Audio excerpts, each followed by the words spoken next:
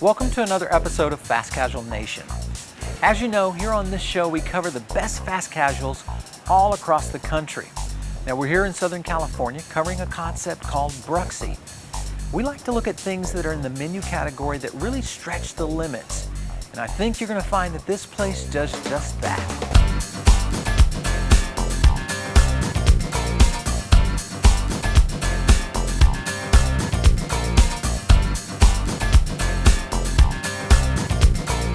Dean, first of all, thanks for letting us come in here. Bruxie, this is going to be fun, I have a feeling. Well, thanks for coming. First of all, Dean, let's turn the head a little bit here and kind of talk a little bit about you, yourself, kind of how you got into this game, fast casual. You're a chef, culinary background? Culinary background, started in the restaurant business when I was 15 years old, as did my partner, Kelly. That's pretty much the background. My partner's a trained chef with Culinary Institute of America, and we actually met 25 years ago. And actually, when I started this project, I brought him on as a consultant. Interesting. And that's how you got together. Here we are.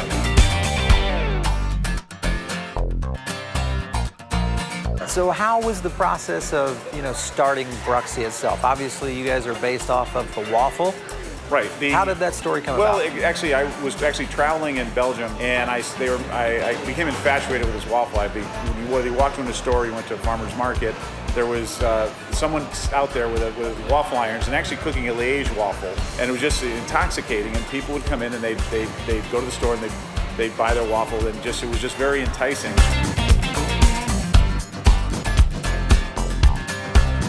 The first thing we had to figure out is how to design the waffle itself to accept different ingredients. My partner, Kelly, was traveling in Asia, and he called me. I don't know how late it was over there at night, but he called me and he says, hey, I'm here, I'm eating this.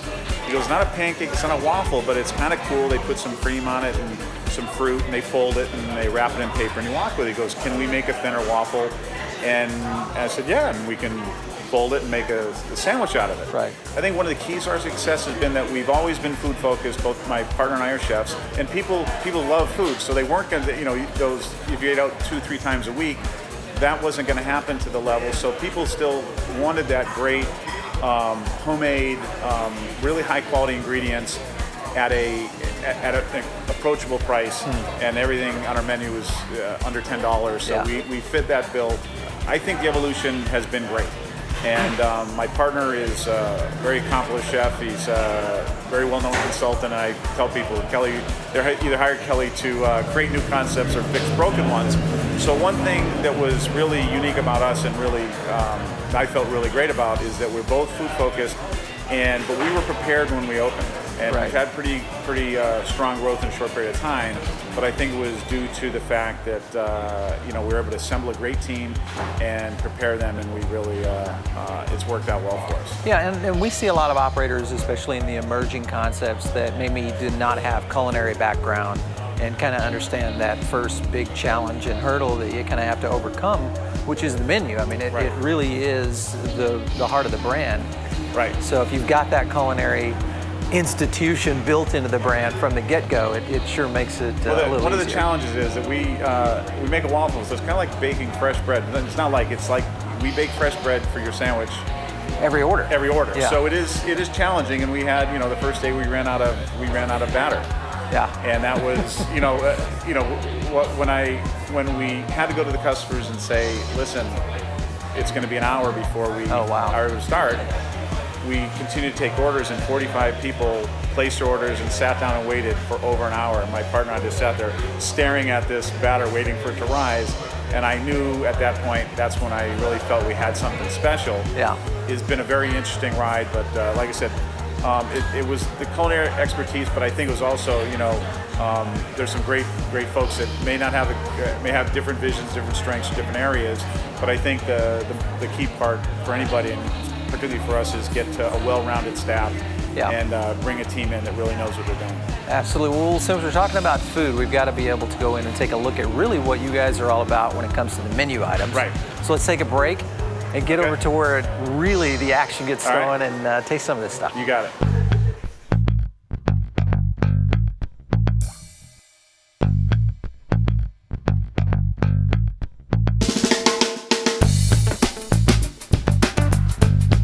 first one we have here is the s'mores.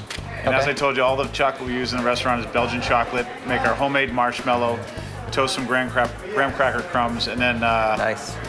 Brulee it with the blowtorch on the marshmallow. So if you like chocolate, yeah, you gotta have that. Here we have our chocolate shake. I'm a simple guy, just like straight chocolate, vanilla, or strawberry. This is made with real Wisconsin frozen custard that we brought in imported from Wisconsin from day one to the first store, which was a big challenge. And that's kind of interesting too when you put that much quality into a dessert item like that. That shows a little passion. One of the things I'll tell you is that if and this goes across the menu, if you were to come to my house, this is the kind of ingredients I would serve you. Okay. And that's really kind of where we started. We knew that we had a gourmet focus, great food focus, and that's really how it came about. Yeah.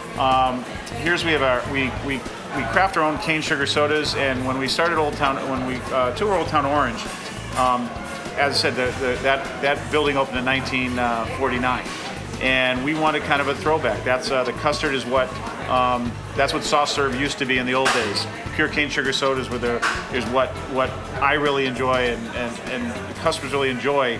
The cleanness of the pure cane sugars. What you see in front here, that's our buttermilk fried chicken and waffle. That's our #1 seller. Once we really started getting into the savory side of the menu, what captures the imagination like a buttermilk fried chicken and waffle, and so it's buttermilk marinated chicken paired up with some cider slaw, not too very lightly dressed, got a nice crisp tang to it, and we finish with chili honey. The third waffle offering we have is called a green eggs and ham. Kelly came up with it was St. Patty's Day, and so we got to do something green. So we're thinking, green eggs and ham, and he developed this arugula pesto with half arugula, half basil, and it's griddled ham, Tillamook cheddar cheese, jumbo fried egg, and the arugula pesto, and it is just phenomenal. And what we have here is a Bruxie salad. It actually was inspired off another sandwich we have, roasted mushroom and goat cheese, and or sun-dried tomatoes and goat cheese. Waffles are awesome, but sometimes you just can't have a waffle every single day. And again, everything's under $10. I think it's a great value. We feature Laura Chanel goat cheese, roasted cremini mushrooms. Wow. So it's really a really high-quality salad finished with balsamic reductions.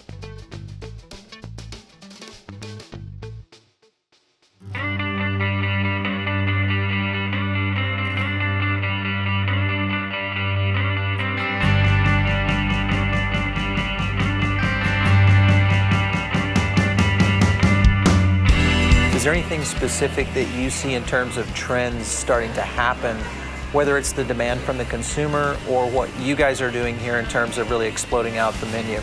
Well, I think the consumer is becoming much more sophisticated as far as their palate goes.